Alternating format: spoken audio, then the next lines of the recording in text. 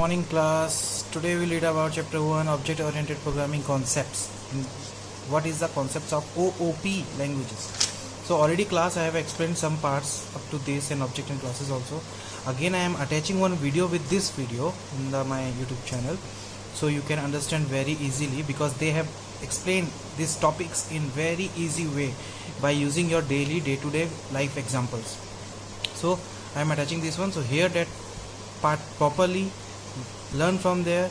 After hearing that topic, for example you have heard about object topic, after object topic you read this object part. Okay, this will be helpful for you. Other than that, if you are not able to understanding this particular topic, class is there, all this explanation, encapsulation, inheritance, polymorphosis, abstractions will be explained there.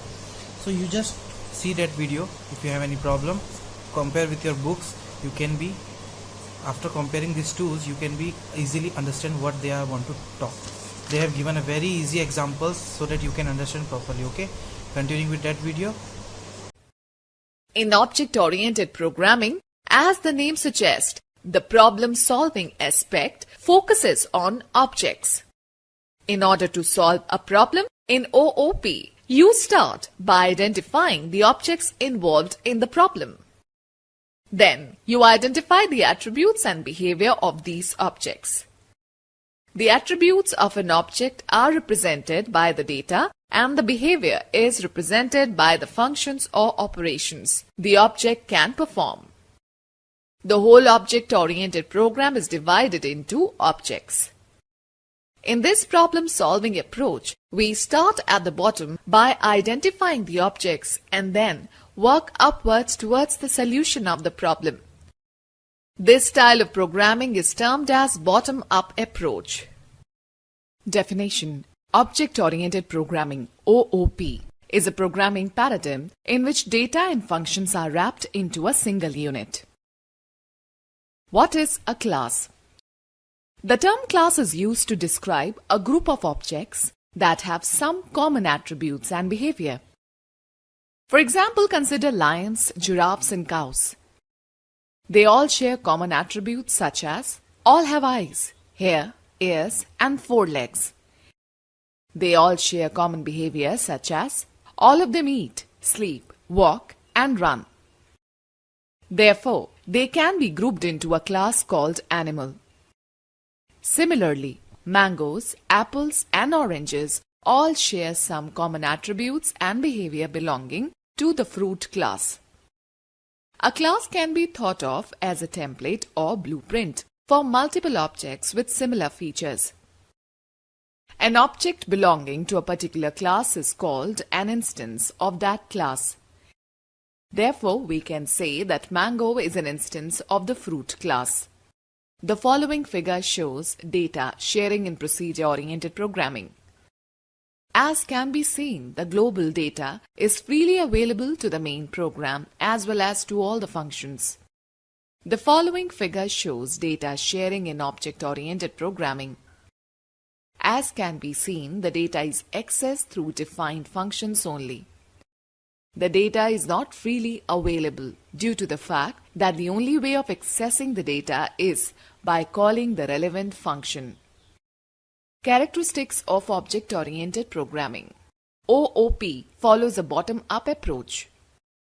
The program resulting from object-oriented programming is a collection of objects. Each object has its own data and a set of operations.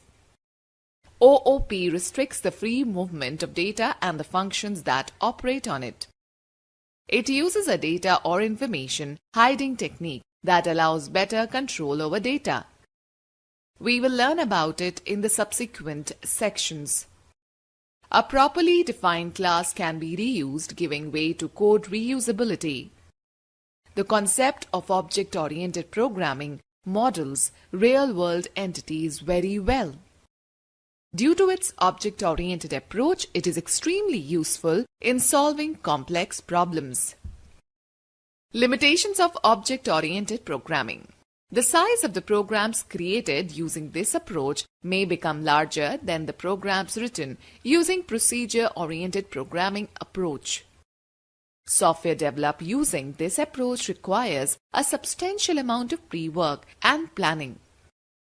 OOP code is difficult to understand if you do not have the corresponding class documentation. In certain scenarios, these programs can consume a large amount of memory. Let us learn about principles of object-oriented programming. For a programming language to claim to be object-oriented, it should have the ability to work with classes and objects. In addition, it must use and implement the following 4 fundamental object-oriented principles: data abstraction, encapsulation, inheritance, polymorphism. A programming language that doesn't adhere to these 4 principles cannot claim to be object-oriented. Let us now understand what these principles are. Data abstraction. In order to use something, you do not need to know how it works. A coffee making machine, for example, is complex, but you don't need to know how it actually works. You just need to know which coffee you want. Just press the relevant button. It will make some quirky noises and you will get a nice cup of coffee. That is abstraction. Abstraction refers to the act of representing essential features without including the background details. Here, the abstraction presents only the essential features, that is, dispensing buttons of the coffee machine. The dispensing buttons hide all the complexity of making coffee behind them. In real life, we use abstraction all the times. Abstraction helps hide internal implementation details that are not relevant to the user. Moreover, abstraction is relative to the perspective of the viewer.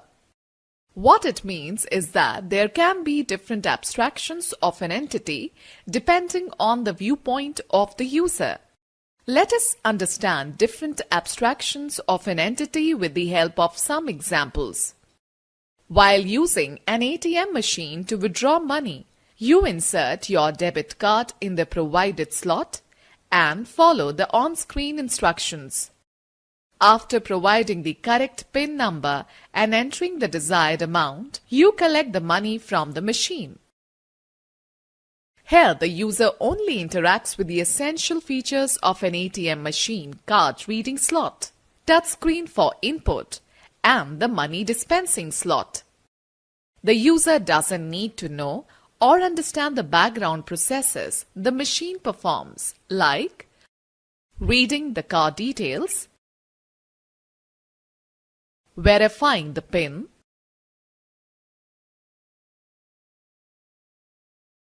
checking the account balance, counting the cash.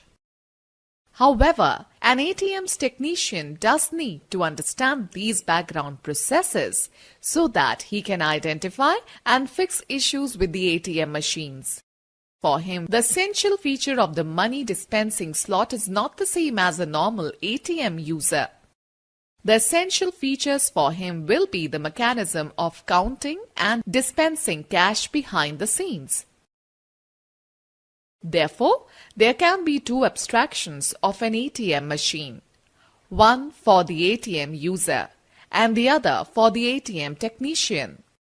Figure shows these 2 perspectives in the pictorial form. Data or information hiding.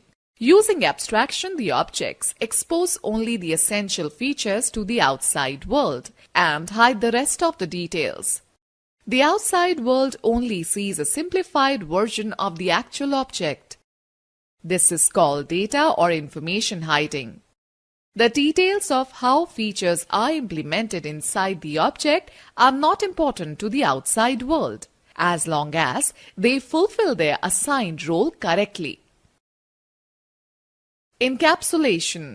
You are all familiar with the volume control knobs, as shown in the figure, which you use to control the volume of music playing in stereos. It encloses lots of information about its implementation, such as the value of the resistance, transistors, current voltage, the position of the knob, etc.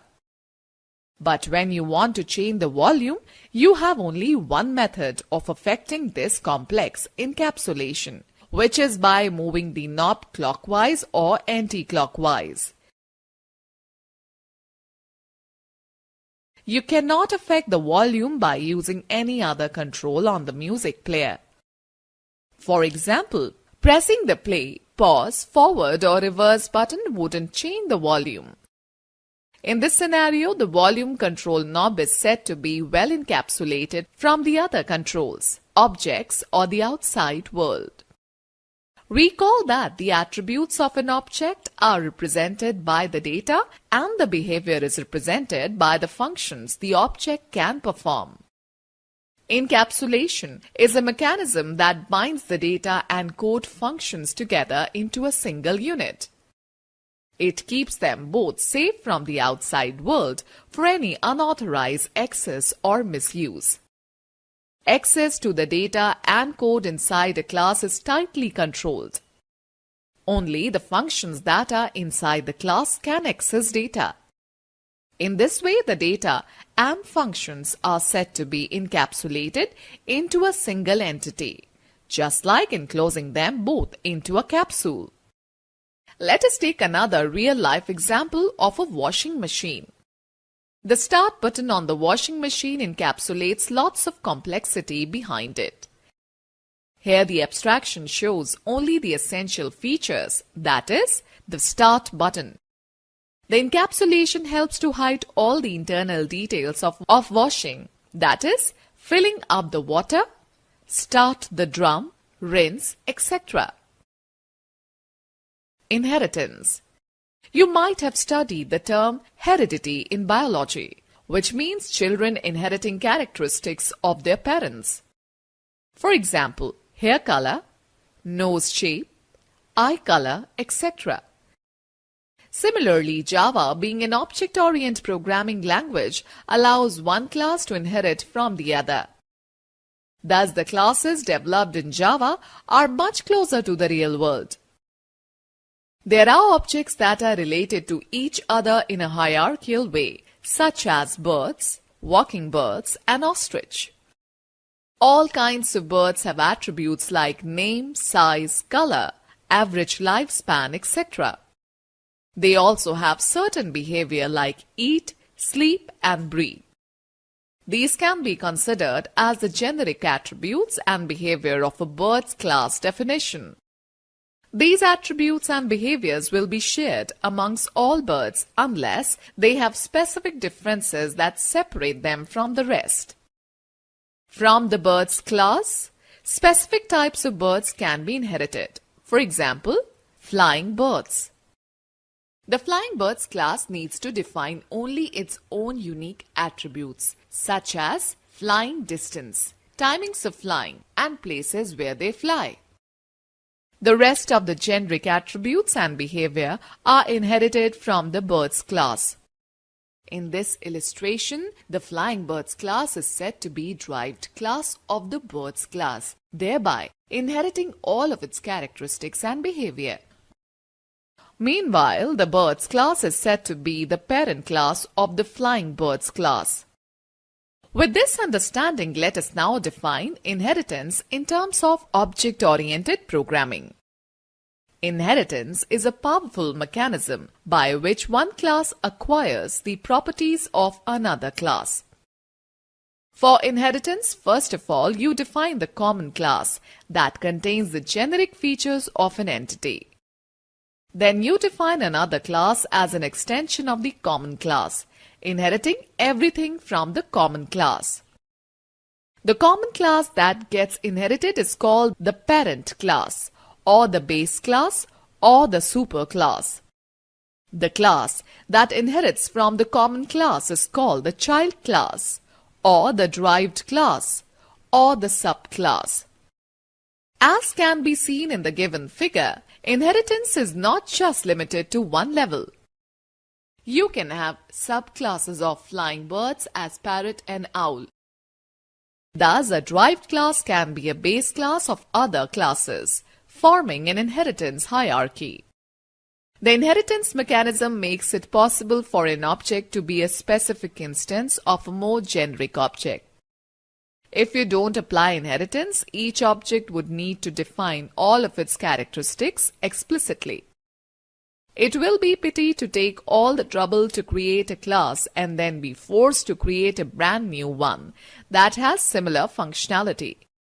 However, using inheritance, an object needs only to define those qualities that make it unique within its class. The rest of the general qualities are inherited from the parent class. Inheritance is transitive. It means that all the attributes and behavior are passed from a parent class to the child class and then from the child class to their children and further. Using the given figure as an example, an instance of class parrot also inherits all the attributes and behavior of the flying birds class and the birds class. But how does inheritance help in object-oriented programming? The inheritance mechanism is a very powerful tool in the object-oriented design which enables us to reuse existing code easily and flexibly. Using inheritance, you can progressively build up classes with extensive capabilities with minimal effort. The capabilities at each stage are added in a clear and simpler manner, making the code easy to manage and maintain. Polymorphism. The word polymorphism means many forms. It comes from the Greek word poly, meaning many, and morphos, meaning form. Polymorphism is the ability of a function or an object to acquire multiple forms. Let us understand the concept of polymorphism with the help of classic shape example. Here the parent class is shape. Each object in the shape class has attributes such as size, number of sides, color, and corners. Each shape has behavior such as being drawn, erased, colored, etc.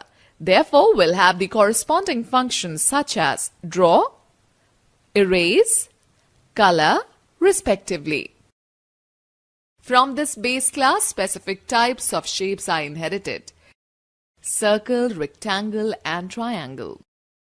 As shown in the figure, the same draw function can be used to handle different shapes irrespective of whether it is a circle, rectangle, or triangle. However, calling the draw function for the circle object causes different code to be executed than that of the rectangle or triangle.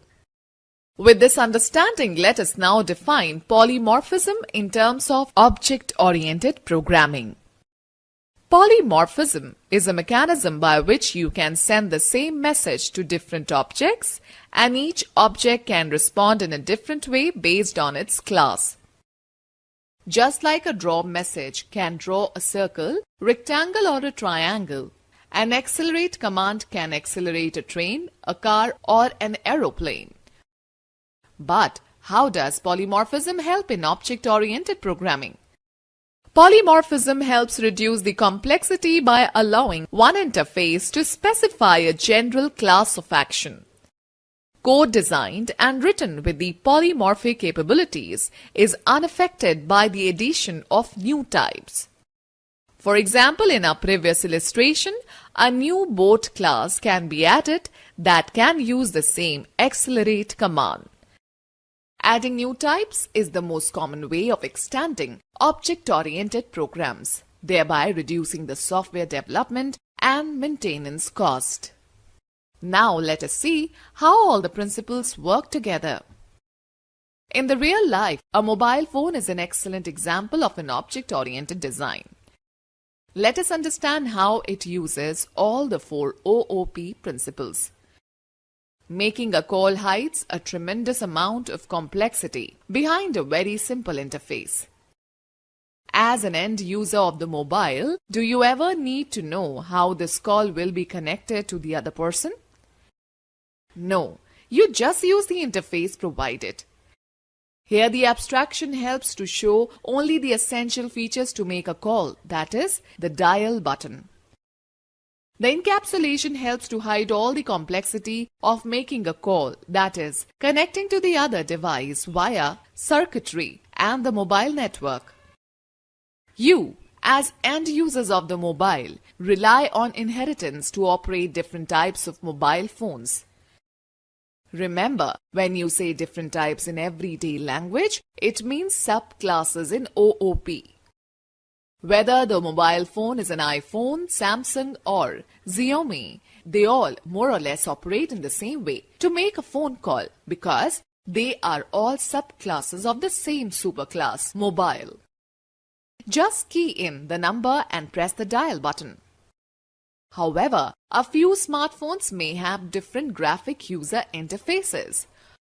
But it takes only a short time to adjust to a different interface because you understand the key features of the superclass, mobile.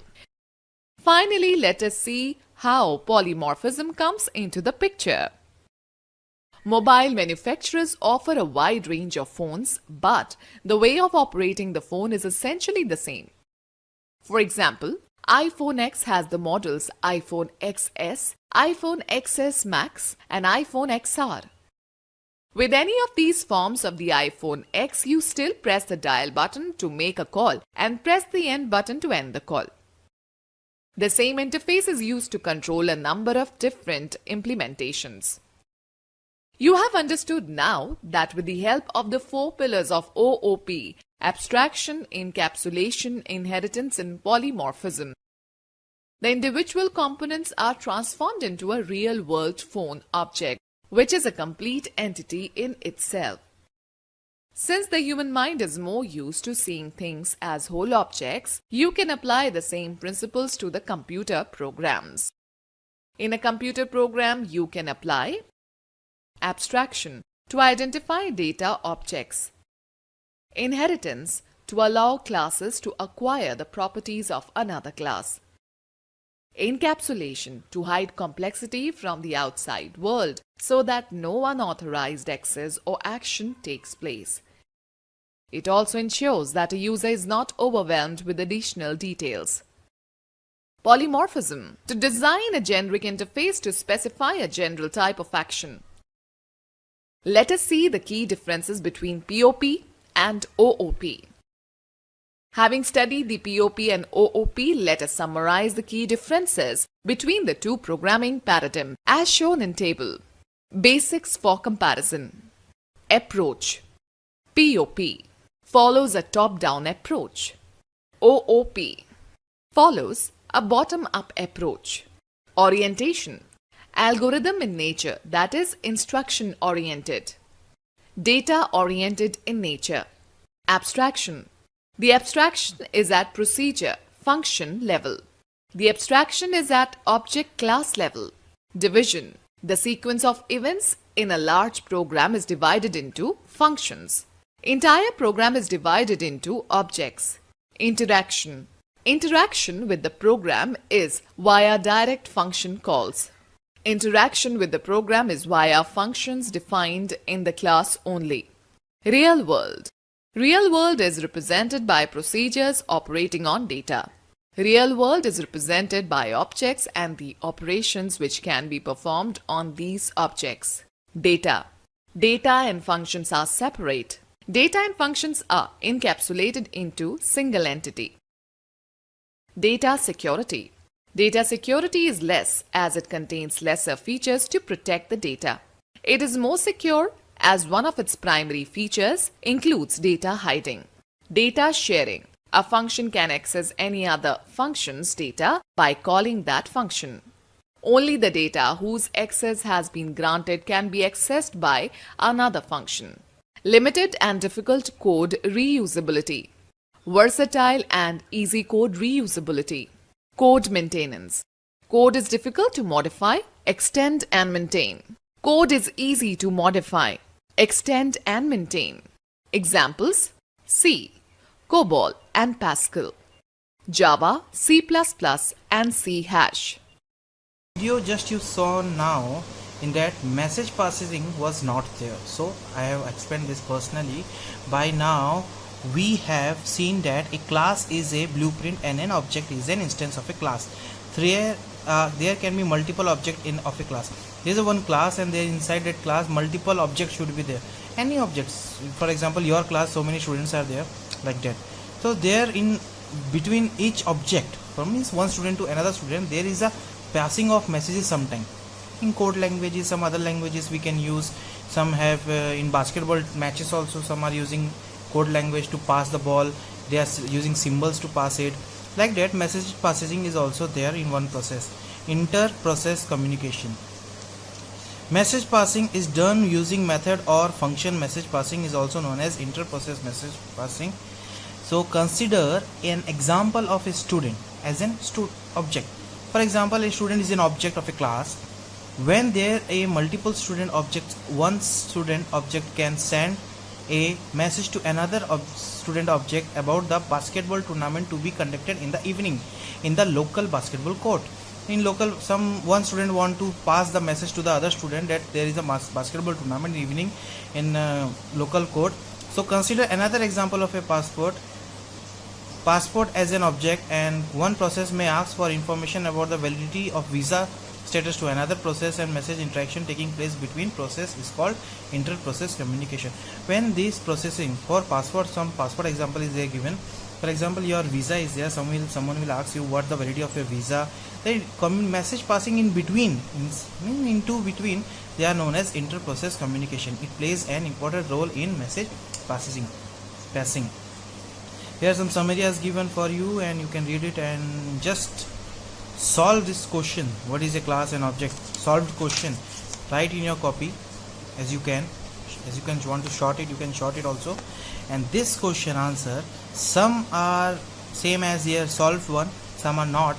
So I will, after this, I will give you notes of this particular question answers. So don't worry. And this too is your homework. By reading or by looking the video, you have to decide here, given the following situation, some situations are given to you. Identify the object of the classes. Okay, which object means in this situation, in a car showroom, there are many cars. So this showroom is in class. In here, what are the subject? Cars. Cars are the subject, like that. Object. So you have to search the object and underline or round it. Don't worry.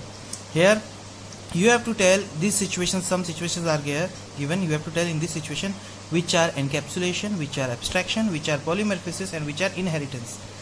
One example I will give you, for example, is, did you know that the famous painter Rituja was also a good dancer? She is a painter, but she is also a good dancer. It is inherent to it. Inherent definition already explained previously. Inherent means get from parents or our ancestors. So she is a dancer also. So it is the inheritance to it. So you have to just tell from these 4 options which will be the suited to you. Thank you. This much for today. Your first chapter is over. And thank you.